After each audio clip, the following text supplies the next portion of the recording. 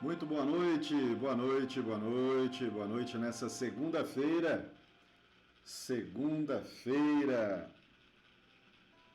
dia 14 de outubro de 2024.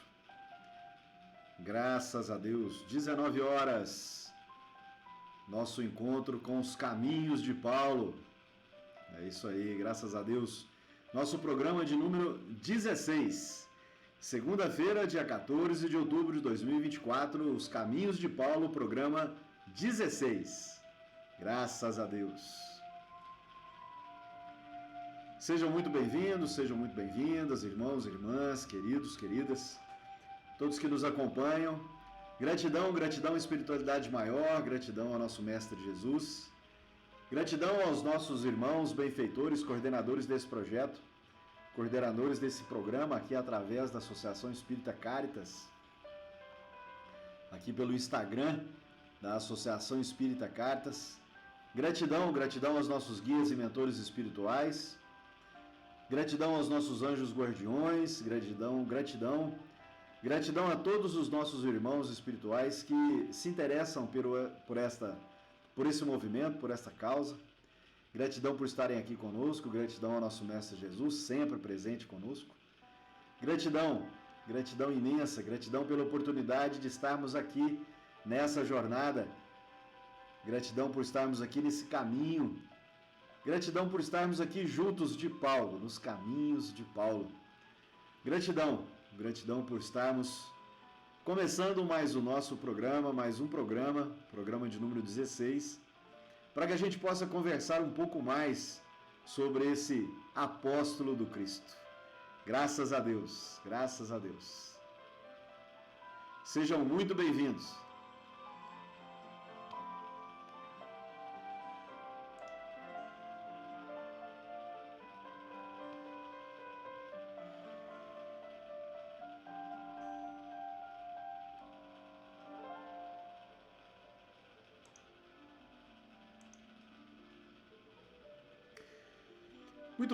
Muito bem, sem mais delongas, tudo ajustado por aqui, tudo ajustado. Vamos dar início então ao nosso programa de hoje. E como eu sempre faço, importante dizer aqui da nossa intenção. Importante dizer aqui do nosso objetivo, do nosso intuito, da nossa intenção com esse programa dos caminhos, chamado Os Caminhos de Paulo. É muito importante todo o programa eu tenho esse zelo de poder explicar isso para as pessoas que nos acompanham. Eu sou César de Aquino, sou trabalhador aqui da Associação Espírita Caritas, não é? E esse programa foi idealizado por mim, né, por nós, junto aos nossos irmãos queridos coordenadores desse programa, né, os nossos mentores. E qual é a nossa intenção? Eu não sou, de maneira alguma, um doutor da lei, eu não sou um estudioso da Bíblia, né, eu não sou doutor em Bíblia, muito menos um historiador, não é? Não sou teólogo, eu sou um cara apaixonado pela história de Paulo, apaixonado pela doutrina espírita e apaixonado por comportamento humano. E eu mesmo, né, venho passando por uma reforma íntima muito forte. Eu comecei essa minha reforma íntima há alguns anos atrás, né? Já estou no espiritismo, já me considero um espiritista há mais de 20 anos, mais de 25 anos mais ou menos. No entanto, nos últimos 7 anos mais ou menos, eu tenho mergulhado um pouco mais na minha reforma íntima. E aí me deparo então com as histórias de Paulo e me identifico com as histórias dele. E aí, qual é o meu intuito? Eu não sendo doutor em Bíblia, não sendo um historiador, não sendo um estudioso profundo da doutrina espírita, não é? Não, como eu disse agora há pouco, não sou historiador, não é? Não sou tradutor de latim e grego, não é assim? Eu sou um cara apaixonado por essas histórias, apaixonado por esses movimentos, apaixonado pela doutrina espírita. E aí qual é a minha intenção? A minha intenção é trazer esses conhecimentos, não é? Através de uma habilidade que eu tenho, como fui professor há muito tempo. Então a gente tem essa habilidade, né, de compartilhar conhecimento, não é? Então o que eu faço? Eu vou atrás dessas histórias, vou atrás desse conhecimento. E qual que é o meu intuito? Meu intuito é, então, trazer esses conhecimentos, não os conhecimentos históricos, não os conhecimentos da Bíblia, não os conhecimentos somente da doutrina espírita, mas os conhecimentos que estão por trás de todos esses caminhos, de todos esses vieses, e associá-los ao comportamento humano, para a gente poder entender o que nós podemos aprender com tudo aquilo que este apóstolo, neste caso, propriamente dito, não é? Como que Paulo apóstolo, como é que esse cara passou por tudo que passou? O que nós podemos aprender com as cartas que ele deixou? O que nós podemos aprender com as 13 cartas que ele deixou na Bíblia? O que nós podemos associar a partir do Evangelho, a partir da Boa Nova, a partir desses escritos, a partir de tudo isso que é colocado ali por eles, pelos evangelistas e por próprio Paulo? O que nós podemos trazer para a nossa vivência? O que nós podemos aprender com isso para que a gente possa se desenvolver espiritualmente, nos desenvolvermos moralmente, para que a gente possa, então, conseguir vencer as nossas reformas íntimas, não é? Como eu passo pela minha reforma íntima, muitos que nos acompanham também passam pela sua reforma íntima, não é assim? Muitos também gostam, muitos estão envolvidos pela doutrina espírita, não é assim? Muitos são espiritistas, alguns gostam, outros são curiosos, não é? Outros acompanham porque faz bem, não é isso? Mas todos nós passamos por uma reforma íntima. E aí então esse é o meu intuito. Meu intuito, né, a minha inspiração aqui, a minha intenção aqui é fazer essa associação, não é? Fazer essa associação e a partir então desse movimento, a partir do entendimento dessa história de Paulo, por exemplo, o que nós podemos aprender na nossa vida, na nossa existência, para que a gente possa nos desenvolvermos espiritualmente, nos fortalecermos espiritualmente, nos fortalecermos moralmente, desenvolvermos moralmente, não é? Para que a gente possa vencer as nossas dificuldades, vencer as nossas provas, vencer as nossas expiações. Essa é a minha intenção. Esse é o meu trabalho, esse é o meu movimento aqui, não é?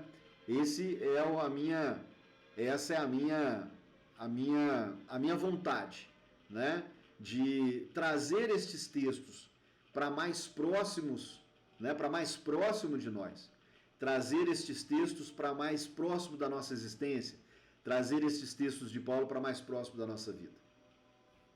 Nós estamos no programa 16, nos 15 últimos programas eu tenho falado muito sobre Paulo, muito sobre a história de Paulo, não é? Tenho falado um pouco, já passei um pouco pelo Atos dos Apóstolos. Quais são as bases bibliográficas que eu utilizo para que a gente possa entender um pouco todo esse movimento? Primeiro, claro, as obras de Kardec, não é? As obras básicas, né, do nosso irmão Allan Kardec, da nossa doutrina espírita. A própria Bíblia, não é? Eu utilizo aqui comigo a Bíblia online, né? Todos podem ter acesso a essa Bíblia online. Hoje nós vamos entrar aqui especificamente nas cartas, eu vou seguir aqui essa sequência das cartas da Bíblia online, não é? Utilizo também um texto, né, que muitos podem, né, que todos podem ter acesso também, que são as cartas de Paulo interpretadas e comentadas, que é um texto, é um livro construído por Haroldo Dutra Dias, não é? Utilizamos também o Evangelho por Emmanuel, também é uma coleção que muitos, né, que todos podem ter acesso também, também editado, né, por Saulo César, por Haroldo Dutra Dias. Então, estes textos são os textos que nos balizam aqui, além de lives que a gente assiste, além de outros cursos, né, que a gente assiste, além de alguns livros construídos por teólogos, né, teólogos da Igreja Católica, teólogos da Igreja Presbiteriana. Então, esses são os textos que eu trago como base bibliográfica para esse nosso desenvolvimento aqui dos caminhos de Paulo, ok? Depois, se caso alguém se interessar, depois se alguém tiver interesse a respeito, né, desse movimento, podem me pedir, depois eu passo toda essa bibliografia para que vocês possam acompanhar também esses textos, né? E aí faço aqui então o meu resumo e eu trago para vocês aqui para a gente discutir um pouco a respeito disso, para que a gente possa discutir um pouco e trazer então esse conhecimento para a nossa existência. Esse é o meu propósito central, trazer esse conhecimento da vida de Paulo com as cartas que ele escreveu, as várias comunidades que ele criou naquela época, né? Qual época? O primeiro século, né? Se nós pegarmos o primeiro século, né? Paulo quando começou, né, o encontro de Damasco, por exemplo, o famoso encontro de Damasco, a conversão de Paulo ali naquele momento. E aí nós já temos um detalhe formidável, né, que é a gente chamar a atenção para isso. Paulo não se converte ao cristianismo. Paulo se converte a Jesus Cristo. Não é? Isso é muito importante, é muito interessante a gente entender isso, né? Daqui a pouco eu vou entrar um pouco aqui, eu vou chamar a atenção aqui novamente para quem era esse cara, né? Quem era Saulo e depois se transformou em Paulo, não é? Então eu vou chamar a atenção, eu vou repassar esses detalhes, esses elementos importantes aqui, porque é importante a gente entender essa condição dele. É importante a gente entender quem era Saulo, que se transformou em Paulo. O encontro de Damasco traz essa conversão para Saulo. Ele não era Paulo ainda, não é? Traz essa conversão para Saulo e ele não converte no cristianismo. Ele se converte no Mestre Jesus, que é muito interessante e muito forte em toda essa história e é um aprendizado profundo para nós com relação a isso. Então, esse é o meu propósito central. Esse é o meu propósito definido, né?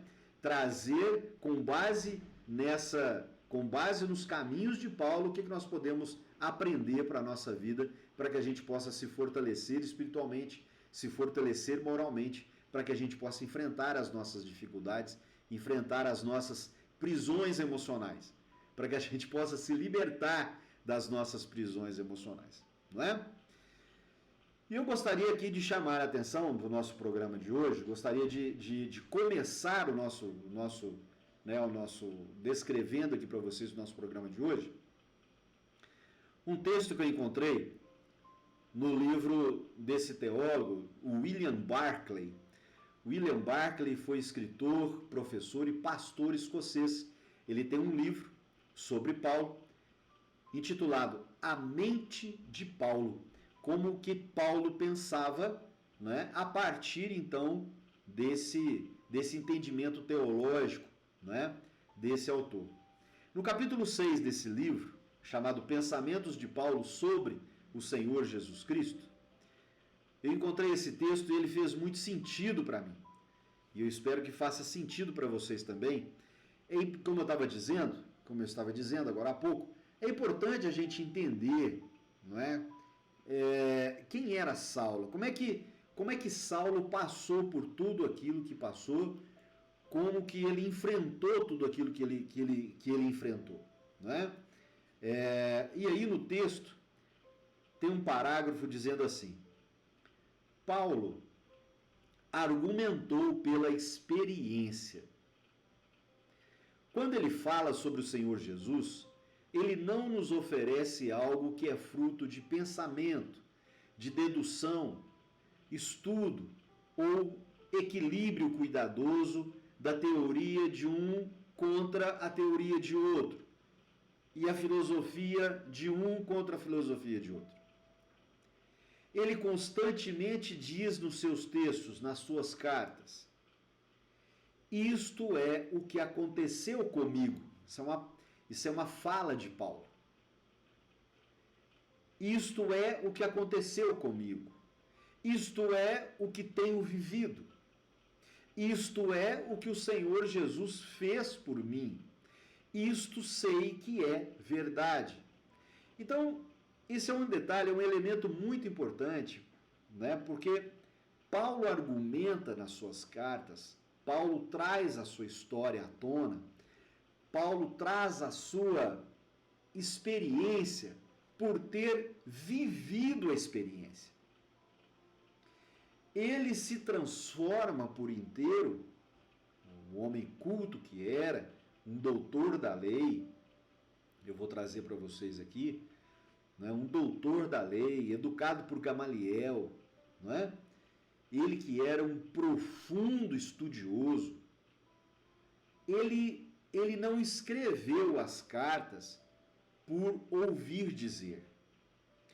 Ele não escreveu as cartas porque ele interrogou alguém e alguém disse para ele das passagens que havia tido e ele então relatou aquilo que ele estava ouvindo de alguém. Paulo vivencia toda a experiência que ele constrói nos textos das cartas que nós vamos ter acesso aqui. Paulo vivencia isso de corpo e alma. Ele vivencia de espírito. Ele conheceu um por um daqueles que ele menciona nas cartas. Ele conheceu as comunidades. Ele passou por elas. Ele viajou por todo esse ambiente. Ele conheceu um a um. Ele viveu as prisões. Ele viveu os naufrágios. Ele viveu as fugas. Ele viveu os açoites. Ele viveu isso na pele. Ele viveu tudo isso com a sua própria vida. Em alguns textos a gente encontra, né?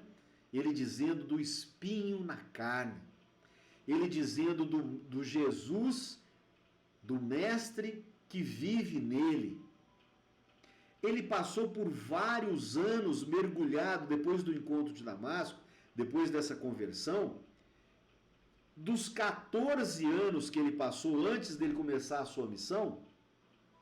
Então, olha só, o encontro de Damasco, ele tinha por volta dos 30 anos. Por volta dos 30 anos. Ele nasce no ano aproximadamente 5, no início do século, não é? E o encontro de Damasco, em algumas cronologias que a gente encontra, não é, nos estudos, diz que o encontro de Damasco foi por volta do ano 35, 36 depois de Cristo. Então, olha só, ele tinha por volta de 30 anos, era um rapaz jovem, forte, vistoso, não é? Ele estava na flor da idade, ele estava no auge da sua experiência de vida, principalmente da sua experiência de vida judaica. Ele estava com toda aquela energia poderosa, ele que estava sendo preparado para substituir Gamaliel no Sinédrio.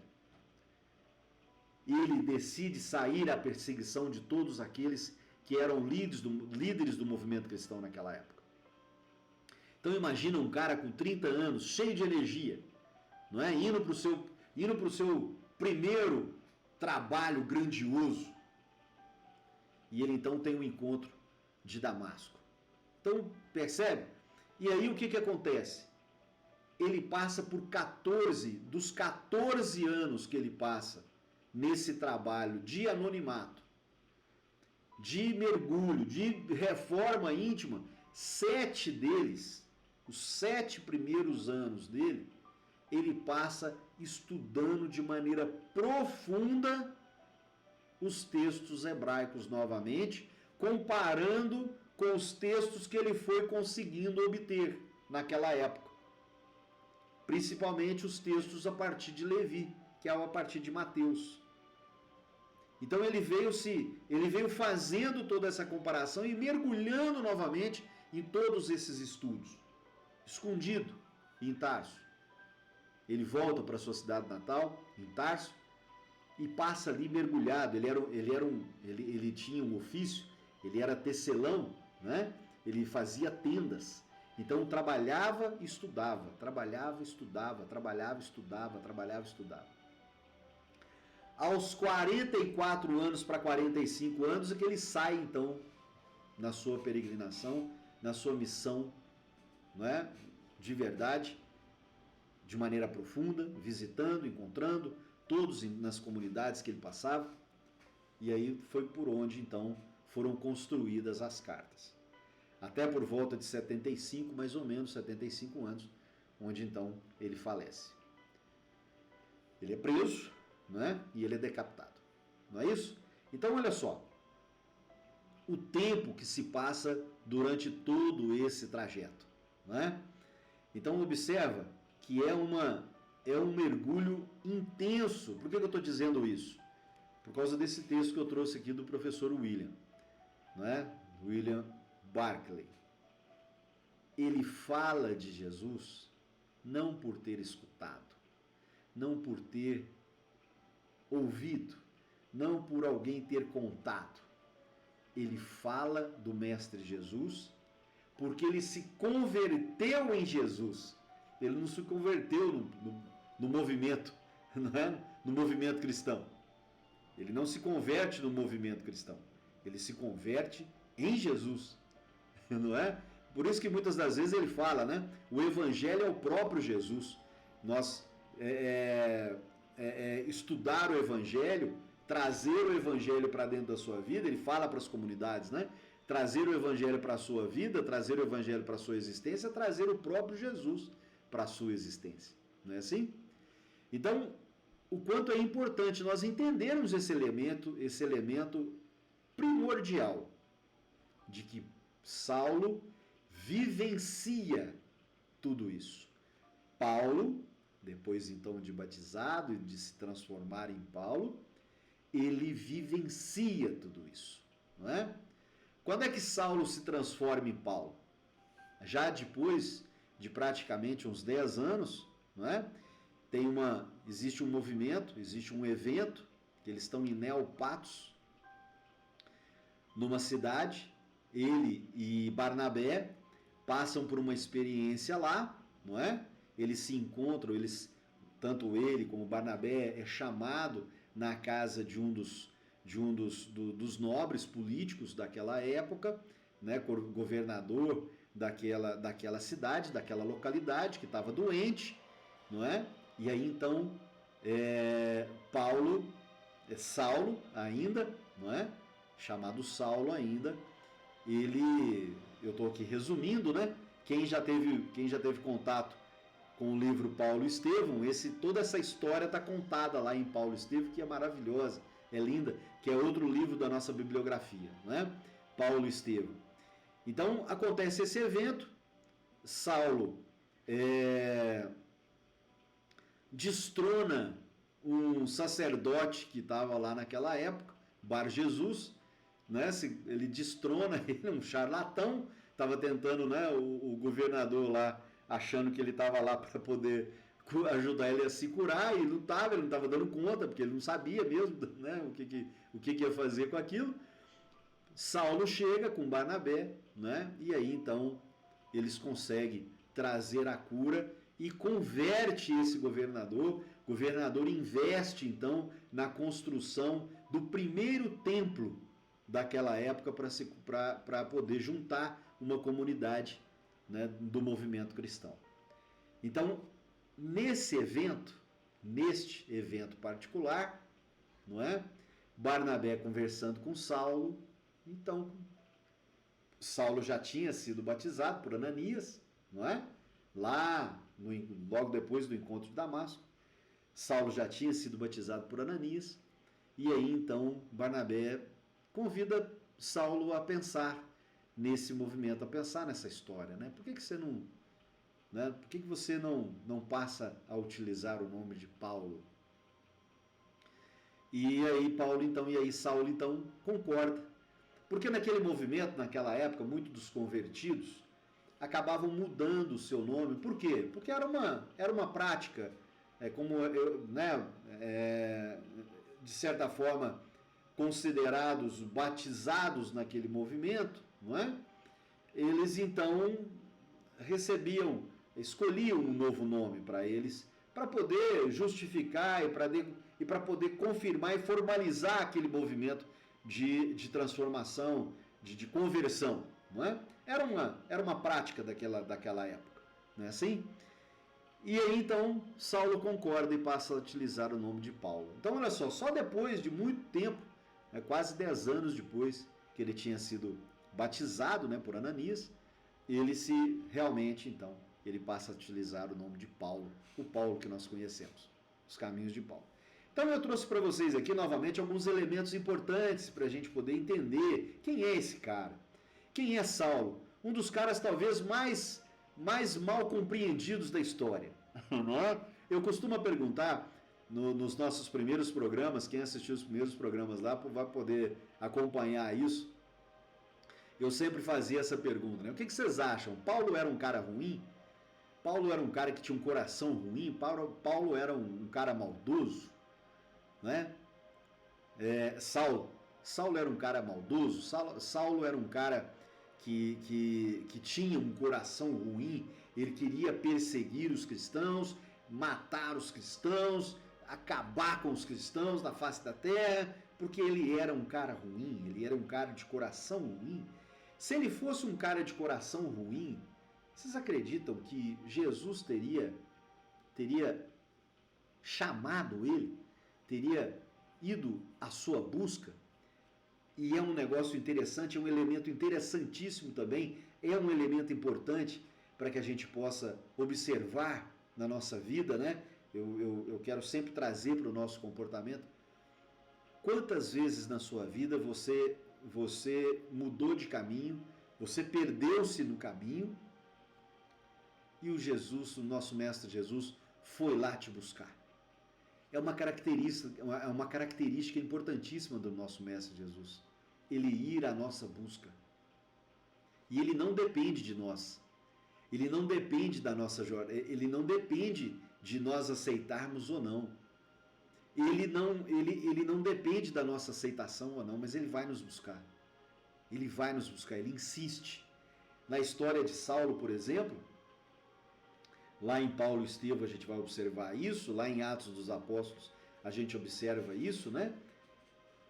O nosso Mestre Jesus coloca na vida dele Estevão, coloca na vida dele Abigail, coloca na vida dele vários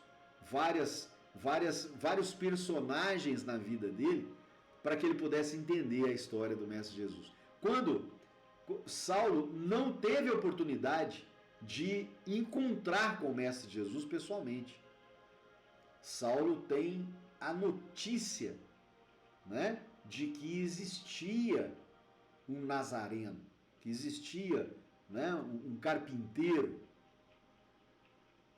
e que ele estava fazendo uma loucura, e que foi preso, e que foi açoitado, e que foi crucificado como ladrão.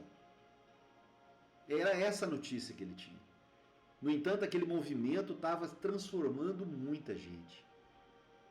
Então, Saulo era um cara ruim? Jesus foi atrás de Saulo Ele foi atrás de Saulo. Quem era Saulo? Quem era Saulo? Primeiro, importante, lá naquele início, na época em que Saulo existia, nos primórdios tempos do século, existiam 3 grandes centros culturais na Grécia, né? Atenas, Alexandria e Tarso. Tarso, uma metrópole, é como se fosse São Paulo, né? Como se fosse São Paulo, como se fosse Nova York, né? Estados Unidos, Nova York. Tarso. Paulo nasce lá em Tarso, né? Ele é educado lá naquela cidade, ele é educado na sua cidade natal. Então, olha só, uma pessoa que nasce numa metrópole, uma pessoa que nasce numa cidade grande, ele já tem por si só uma forma de pensar muito diferente do que qualquer outra pessoa do interior. A gente convive com isso naturalmente nos dias de hoje. Então funcionava, sempre funcionou assim, sempre foi assim. As pessoas que nascem em grandes metrópoles têm uma visão diferente da visão das pessoas que nascem no interior. Seja qualquer interior, interior de Minas, interior de São Paulo, interior da Bahia, interior de Santa Catarina. Pessoas que nascem no interior, não é? Têm o pensamento, a forma de pensar completamente diferente. Não é assim? Quanto mais por interior a gente nasce, não é? Quanto mais para o interior a gente nasce, mais nós temos uma forma de pensar limitada àquela região. Não é? Isso é natural do ser humano. Né? O ambiente influencia, né, as nossas construções, as nossas experiências de vida. Os ambientes que nós vivemos nos constroem, não é? Nós somos construídos, nós somos influenciados pelos ambientes onde nós vivemos. Existem 3 sistemas extremamente importantes que influenciam na nossa experiência de vida. Primeiro, família. É o primeiro sistema influenciador da nossa experiência de vida. Segundo, o trabalho. Ou então, para quem não trabalha, para quem estuda, a escola. Terceiro, os amigos. Então são 3 sistemas extremamente influenciadores na nossa construção de vida, na nossa experiência de vida, não é? Então, pessoas que nascem no interior, quanto mais no interior, mais limitado. Quanto mais metrópole, mais ampliado essa forma de pensamento. Tarso, Saulo nasce em Tarso e é educado lá em Tarso. Educado nesse centro, né, cultural, nesse centro de educação, religião, construção de pensamento. Então, Saulo nasce ali, ele é educado ali. É importante nós entendermos isso, porque depois Saulo, quando sai para suas missões, por que ele entendia, né, por onde ele passava? Por que ele entendia as comunidades?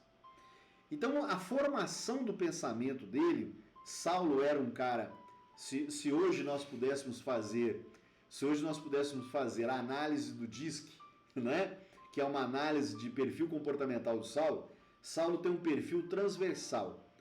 Saulo tem um perfil que nós chamamos de transversalidade. Ele vai do racional ao emocional. Saulo era um analítico comunicador. Era um cara de extrema emoção, era um cara de extrema introspecção. Ele era racional, introspectivo, reflexivo, analítico, mas tinha também o seu lado emocional, que era aquele comunicador, aquele cara que fazia uma oratória esplêndida, né? E sabia se colocar em qualquer ambiente, em qualquer lugar que ele chegava, ele sabia se comportar, conversar, dialogar com qualquer lugar, em qualquer situação. Tanto dos mais nobres quanto dos menos nobres. Saulo tinha essa educação, ele foi educado dessa forma, né? A sua educação teve como base a filosofia, a literatura, recursos educacionais complexos daquela época. Viveu com filósofos daquela época famosos, não é? Da civilização grega. Judeu de família judaica, uma família, né, que tinha recursos materiais e intelectuais relevantes para aquela época, uma família rica, uma família bastarda. Com isso, ele conseguiu a cidadania romana, porque a sua família era, né, envolvente, né, naquele meio. Circulava por todo o império, viajava por todas as cidades, conheceu o mundo, praticamente. Então, Saulo, na sua construção de vida, na sua experiência de vida, né, um garoto aí, um jovem de 20, 25 anos, já tinha rodado todos os grandes lugares. Já tinha sentado com os filósofos, já tinha estudado e absorvido toda a cultura grego-romana, adorava os jogos gregos, né? Adorava a filosofia grega.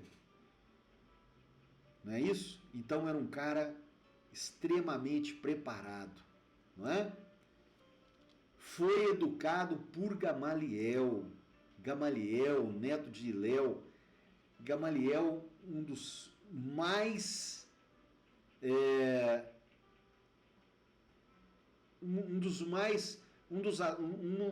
das pessoas mais bem um mestre da educação judaica naquela época, não é? Gamaliel já era um rabino e Paulo foi educado sob a égide de Gamaliel, não é? Ele foi educado dentro dessa tradição bíblica judaica. Um processo extenso, sistêmico, organizado, não é? Intuído a desenvolver habilidades e conhecimentos com uma visão de interpretação de texto, não é? Então ele teve contato com um tipo de educação que somente 1% da população daquela época tinha contato, que era essa educação chamada de educação hermenêutica, né? Uma educação que lhe provinha uma habilidade de interpretação dos textos. Então, além de ler, além de estudar de maneira profunda, ele conseguia interpretar, com base em toda a sua forma de pensamento, ele conseguia interpretar todos os textos que ele estudava. Uma visão completamente materialista, uma visão completamente terrena daquela época. A visão judaica naquele momento, né, para Saulo cresceu nisso, né, era que o Messias, ele viria para poder abençoar, para poder proteger só a nação hebraica. Não é? Essa era a ideologia daquela época, a ideologia judaica daquela época. O Messias viria, e isso é um ponto extremamente importante, que o Messias viria era uma bênção de Deus, e ele viria para abençoar a nação judaica, a nação hebraica. Isso é um elemento extremamente importante. Por quê? Porque Saulo, quando é informado, não é?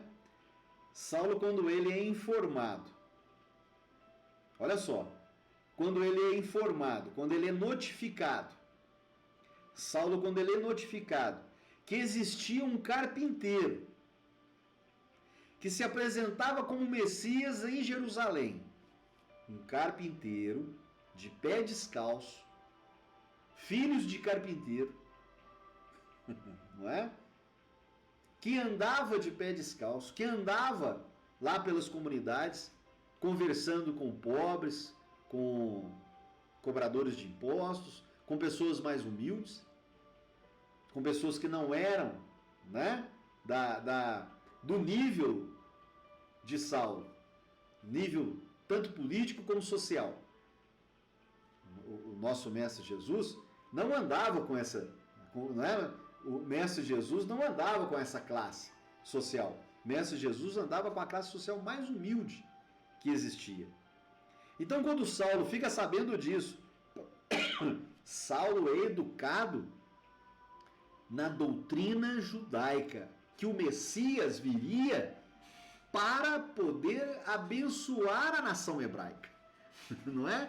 Para abençoar os judeus, para abençoar aquela tribo. O Messias viria para transformar aquela nação. E ele fica sabendo que existia um carpinteiro, filhos de carpinteiro, não é? Que andava de pé no chão, que andava se reunindo com todo mundo lá, transformando aquelas pessoas, não é? Fazendo milagre, curando as pessoas, conversando com os leprosos, conversando com as pessoas mais humildes, e que foi crucificado, que foi condenado pelo próprio povo, foi condenado pelo próprio povo, foi crucificado entre dois ladrões e que morreu na cruz. Então, imagina na cabeça de Saulo, que tinha uma convicção extrema.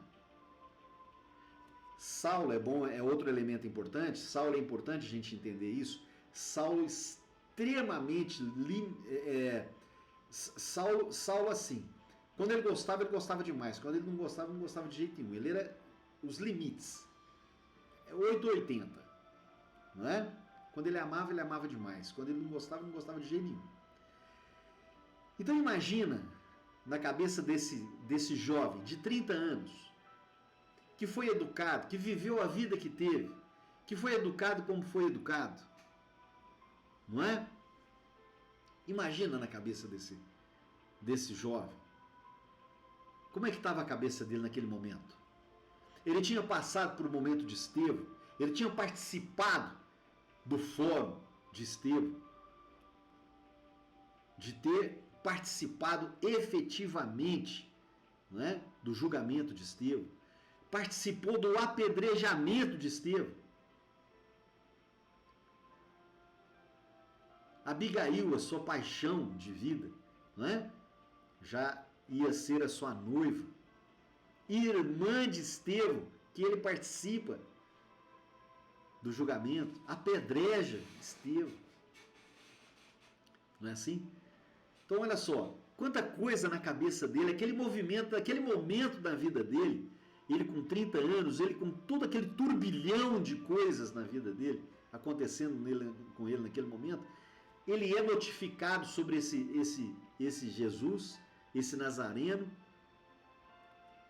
Qual que foi a decisão dele? Qual que foi a decisão dele? Sair em perseguição. Sair em perseguição a todos os líderes daquele movimento cristão que estava se formando naquele momento. Esse era o cara. Esse era Saulo, compenetrado de toda a sua convicção. Ele estava conectado integralmente à sua convicção de que aquilo não era possível. Para ele que acreditava que o Messias vinha transformar uma nação, como? Como que esse Messias era um carpinteiro, humilde, e ainda foi crucificado? Ser crucificado naquela época era a pior coisa que podia acontecer. Era o pior era ser marginalizado de maneira cruel. Então como esse cara, chamado de Messias, que Messias?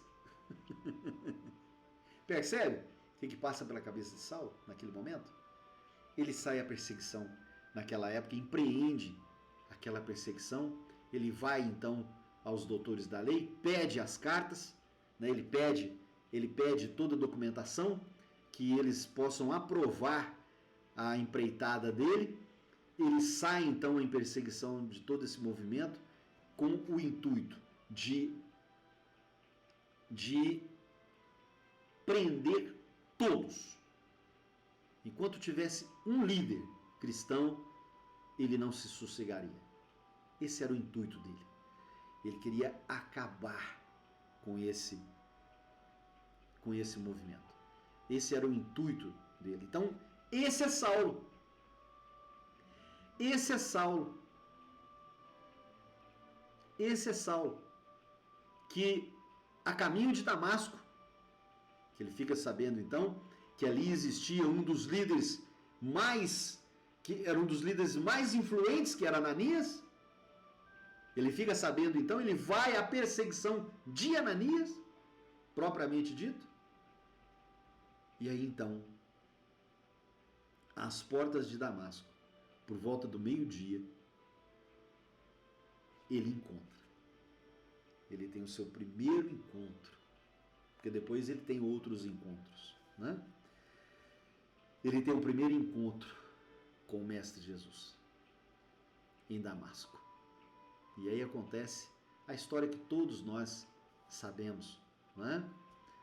Mestre Jesus aparece para ele numa grande luz, né? Ele, por volta do meio-dia, acontece o clarão, ele vem ao chão, não é? Aqueles que os acompanhavam, tinham 3 companheiros com ele que acompanhavam ele também, né? Também assustaram com aquele clarão, não é? Algumas histórias contam que ele veio ao chão e todos os outros também vieram, outras histórias contam que só ele que caiu, não é? Os outros desceram dos seus camelos e tal. E aí então, aquele clarão deixa Saulo cego. E aí acontece aquela confusão na cabeça de Saulo naquele momento, e aí então ele escuta a voz: Saulo, Saulo, por que me persegues? E aí nós temos esse momento crucial de transformação na vida, né, de Saulo. Naquele instante que acontece aquele momento, ele ouve a voz: por que me persegues? Ele pergunta: quem és, Senhor? Ele pergunta, dentro daquela confusão na cabeça dele: quem és, Senhor? E aí então, Mestre Jesus, na sua frente, ele vê o Mestre Jesus. O Mestre Jesus, apesar dele cego por causa do clarão, mas ele vê a imagem do Mestre Jesus na frente dele. Então Jesus fala com ele: eu sou Jesus de Nazaré, aquele que tu persegues. E aí então, naquele exato momento, aquela confusão que acontece na cabeça de Saulo, Saulo entende, por ver, que realmente aquele era o Messias, de que toda a sua doutrina dizia. Ele entende perfeitamente aquilo. Saulo muito inteligente, Saulo muito a forma, né, a educação do Saulo, pensamento rápido, todo o conhecimento que ele tinha, ele pôde entender a confusão que ele tinha feito com tudo aquilo durante a vida toda dele. Ele entendeu a confusão que estava acontecendo naquele momento. E aí então ele num esforço profundo de transformação humana, ele pergunta a Jesus: o que o Senhor quer que eu faça? Porque aí ele não entende, né? Caramba, tudo isso que aconteceu comigo, eu querendo perseguir esse movimento, todos os líderes desse movimento cristão, o mestre aparece na minha frente aqui, pronto, o que vai acontecer? Não sei mais o que eu faço. Todo aquele propósito dele some, vem por terra. E ele pergunta então: o que o Senhor quer que eu faça?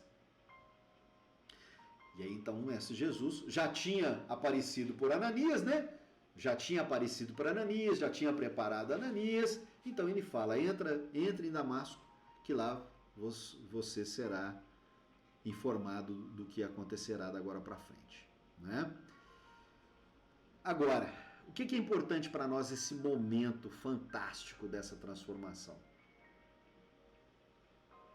Quantas vezes na nossa vida, diante da nossa reforma íntima, diante dos nossos martírios, diante da nossa confusão mental, diante da nossa dificuldade de nos libertarmos das nossas prisões emocionais, quantas vezes nós queremos resolver as coisas sozinhos?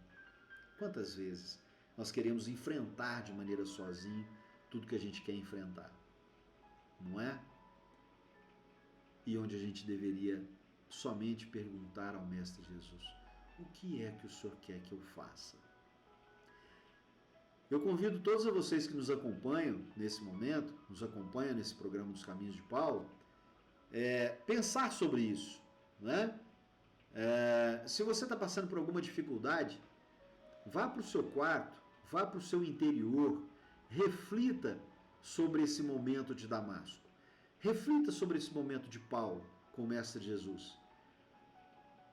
Traga para o seu interior essa reflexão profunda e se entregue nos braços do Mestre e pergunte para ele. Pergunte para ele, Senhor, o que o Senhor quer que eu faça? Tudo que acontece na nossa vida tem um porquê. E o nosso Mestre Jesus, nosso Pai maior, nosso Pai amoroso e justo, Ele está sempre à nossa espera. Ele está sempre em busca de nós. Mestre Jesus foi em busca de Saulo. Mestre Jesus foi à sua procura. Mestre Jesus foi aonde ele estava, no momento crucial da vida dele. Mestre Saulo, naquele momento, já não tinha cabeça mais. Ele tinha um propósito em mente, mas a cabeça dele estava muito confusa com tudo aquilo que estava acontecendo. Então, o Mestre Jesus aproveitou esse momento de fraqueza de Saulo e aí foi ao seu encontro e transformou a vida de Saulo naquele momento. Quantos de nós estamos esperando por essa transformação? Eu tenho certeza absoluta que você que está nos acompanhando nesse momento, e eu também, esperamos um momento de transformação na nossa vida, não é? Estamos esperando um momento de transformação na nossa vida. O que falta para nós para que a gente possa se aproximar do Mestre Jesus e dizer para ele, o que o Senhor quer que eu faça? Como fez Saulo, perguntou para o Mestre Jesus naquele momento, o que o Senhor quer que eu faça? E aí então, o Mestre Jesus coloca para ele o que ele tinha que fazer naquele momento. E a sua vida é transformada de maneira única e perfeita. E dali para frente, nunca mais a sua vida, né, foi igual à vida de Saulo. Nunca mais foi igual. Hoje foi muito bom. O tempo passou e a gente nem viu tanta coisa boa aqui no programa de hoje, né? Eu queria começar com vocês aqui hoje, né, pelas cartas de Paulo. Então, qual que é o nosso intuito? Né, nos próximos programas, nós vamos passar por carta. Eu quero ter o carinho, o zelo de a gente juntos, né, ler as cartas de Paulo. Nós vamos começar aqui pelas carta aos Romanos, né, a primeira carta aos Romanos, né? E a minha intenção é trazer aqui carta por carta para a gente poder entender a carta, entender essa escritura, entender essa experiência que Paulo tem então com aquelas comunidades para quem ele escreve. Por que ele escreve essas cartas? Qual que é o intuito dessas cartas para cada uma dessas comunidades? Paulo já tinha passado por várias dessas comunidades. Essas comunidades eram as comunidades com as quais ele tinha participado na construção de todo esse movimento cristão. Então, Paulo já tinha construído, Paulo conhecia, como eu disse no início do nosso programa de hoje, Paulo conhecia todos aqueles com quem ele lidava. Então, a minha intenção é que a gente passe por todas essas cartas. E o que acontece com as cartas de Paulo? Paulo escreve essas cartas para as comunidades respondendo cartas que eles escreviam para Paulo, não é? Nós temos aqui contato com 13 cartas, mas é claro, Paulo e todos aqueles que participaram com Paulo escreveu centenas de cartas, né? Mas nós temos contato com 13 dessas cartas, não é assim? Algumas Bíblias trazem 13, outras trazem 14, não é? Nós vamos ter contato aqui com essas cartas, não é assim? Agora, é importante a gente entender que essas cartas eram respostas de Paulo para as comunidades. As comunidades escreviam para Paulo, não é? E aí a gente lendo as cartas, a gente vai ter esse entendimento, que é Paulo, então, respondendo aquelas comunidades. E aí a gente entender por que esses textos, por que essa escrita dessa forma, com esse tom, né? Com estas palavras, e a gente então fazer esse paralelo, né, para a nossa existência, para o nosso fortalecimento espiritual, para o nosso fortalecimento moral, para que a gente possa aprender um pouco com os caminhos de Paulo a vencer as nossas dificuldades, vencer as nossas provas e as nossas expiações. Ok? Muito bem, hoje foi muito bom, espero ter contribuído um pouco mais, né, com vocês que estão nos acompanhando aí agora. Gratidão à espiritualidade maior, gratidão ao nosso Mestre Jesus, gratidão aos nossos irmãos benfeitores, coordenadores desse programa, desse projeto, gratidão à Associação Espírita Caritas por nos conceder esse momento de trabalho, de conexão com o Evangelho, de conexão com a boa nova do Mestre Jesus. Gratidão aos nossos guias e mentores espirituais, gratidão aos nossos anjos guardiões, sempre presentes conosco, nos acompanhando sempre. Gratidão a todos os irmãos que foram convidados, que foram conduzidos até aqui para que pudessem acompanhar conosco, né, esse momento de estudo, esse momento de trabalho, esse momento de envolvimento espiritual nosso. Gratidão! Gratidão por nossa segunda-feira, gratidão por essa semana que se inicia. Gratidão a todos.